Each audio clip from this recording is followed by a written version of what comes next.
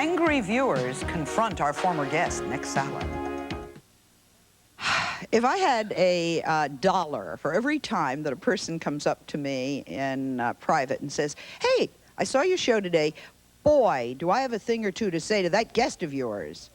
And what they do is they usually take out after me, like I'm responsible for that, right?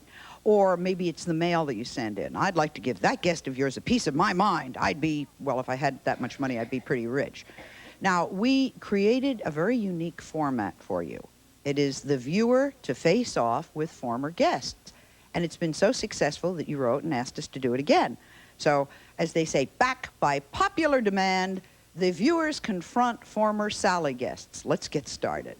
Please meet Deborah. You nervous, Deborah? A little bit, yeah. That'll teach you to write a letter. Deborah is someone who used to be, she's retired from it, a topless go-go dancer. And she wrote us a letter about a show called I Was Arrested Naked. Deborah, read a portion of your letter. Dear Sally, I just watched your show on police who arrested women in the nude and refused to let them dress. This really burned me up. That officer used his position of authority to humiliate and degrade that woman. He said he had to use reasonable force. Well, how much force is necessary against a 4'11", soaking wet, naked woman? You know? Exactly. And it just really bothered me that he just felt that, you know, they let the man dress, and then they didn't let the woman dress. And, you know, he wouldn't have allowed the man to be put in the police car totally naked because police like him are so homophobic that they would not have a naked man in their car, you know. And when this happened to me, it was very humiliating. I was changing for a show.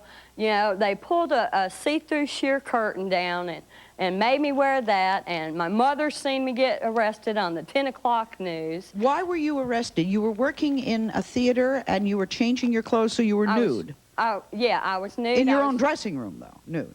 I was in the, in a dressing room, changing to go on stage. Another girl was on stage at that time.